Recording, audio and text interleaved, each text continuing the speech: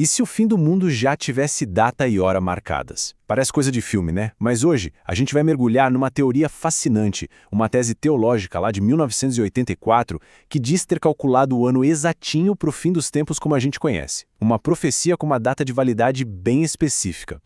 E o ponto de partida é toda essa pergunta aí. Cristo retornará em nossa geração?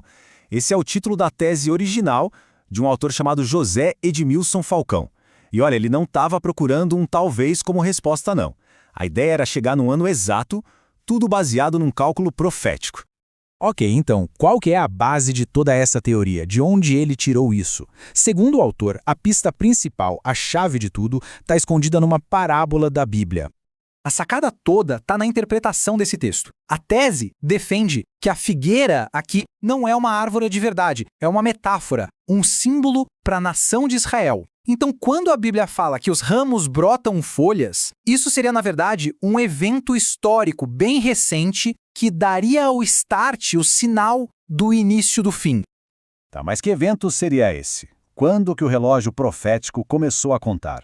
O autor, então, olha para duas datas muito importantes. Primeiro, 1948, quando o Estado de Israel foi criado.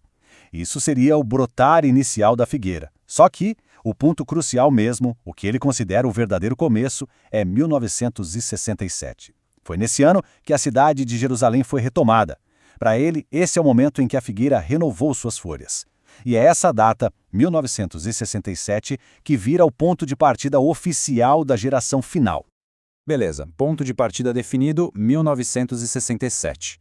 Agora a gente entra na parte da matemática. Vamos ver como essa conta funciona, porque a tese apresenta um cálculo bem direto para chegar na data final. Então, a base de tudo é o ano de 1967. É esse o marco zero, o ano que o autor define como o início de verdade da contagem regressiva. Aí, a esse ano, a tese soma um período bem específico de tempo, que seria a duração de uma geração nos termos bíblicos. E que número é esse? 70. 70 anos. É bom dizer que o autor até chega a considerar outras durações, tipo 40 anos, sabe? Mas o cálculo principal, o coração da teoria, usa o número 70. O número que muitas vezes é associado lá nos Salmos com a duração da vida de uma pessoa. Ok, então, 1967 mais 70. O resultado dessa soma leva a gente direto pro clímax da profecia. 2037. Pois é, segundo a tese, esse seria o ano do provável retorno de Cristo para estabelecer o milênio. É uma previsão assim super específica, né? Tudo baseado na interpretação daquela parábola da figueira e nessa continha. Mas não para por aí não, a profecia não se resume só ao ano de 2037. O autor usa essa data como um ponto final, uma âncora, e a partir dela, ele começa a voltar no tempo para mapear outros eventos importantes. É tipo uma contagem regressiva de 7 anos. E para a gente entender essa linha do tempo, a gente precisa falar de um conceito-chave, a Grande Tribulação. A tese explica que esse seria um período fixo, de exatamente 7 anos, de muita aflição aqui na Terra, acontecendo logo antes da segunda vinda de Cristo. O cálculo aqui é o inverso, bem simples. Pega o ano final, 2037, e subtrai esses 7 anos da Grande Tribulação. Fazendo isso, a tese chega em outra data super importante, 2030.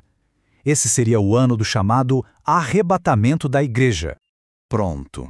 E aqui a gente tem a linha do tempo completa, montadinha segundo essa teoria. O arrebatamento aconteceria em 2030, dando início à Grande Tribulação. Esse período duraria 7 anos e terminaria, ou melhor, culminaria com a segunda vinda, em 2037.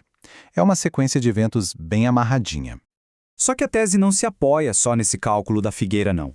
Para fortalecer o argumento, o autor aponta para vários outros sinais dos tempos do fim, todos tirados das Escrituras.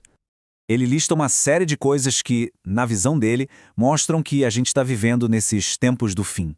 Isso vai desde crises globais que a gente vê por aí, fome, guerras, rumores de guerras, até o avanço da ciência, da tecnologia e a ameaça de armas atômicas. E ele também aponta para mudanças no campo social e espiritual, como o que ele chama de crescente apostasia, que seria uma espécie de rebelião geral contra a fé. Certo, e depois que essa linha do tempo se completa, o que acontece? Qual é o resultado final de tudo isso, segundo essa tese? A grande conclusão, o desfecho, seria o chamado milênio. A tese descreve isso como um reinado de 1000 anos de Cristo aqui na Terra. Seria um reino de paz universal com a capital em Jerusalém. É o que o autor também chama de a restauração de todas as coisas. E essa frase aí resume perfeitamente a convicção central da tese, né? A nossa atual geração, a geração que viu a figueira brotar e renovar folhas, verá o retorno de nosso Senhor e Salvador. Ou seja, a geração que viu os eventos de 1948 e 1967 é, para o autor, a mesmíssima geração que vai ver o desfecho de toda essa cronologia. Tudo isso nos deixa com uma pergunta para refletir. Independentemente de se acreditar ou não nessa linha do tempo específica, a questão é: como é que essas estruturas proféticas, essas ideias, acabam moldando a nossa maneira de enxergar o presente e o que a gente espera do futuro?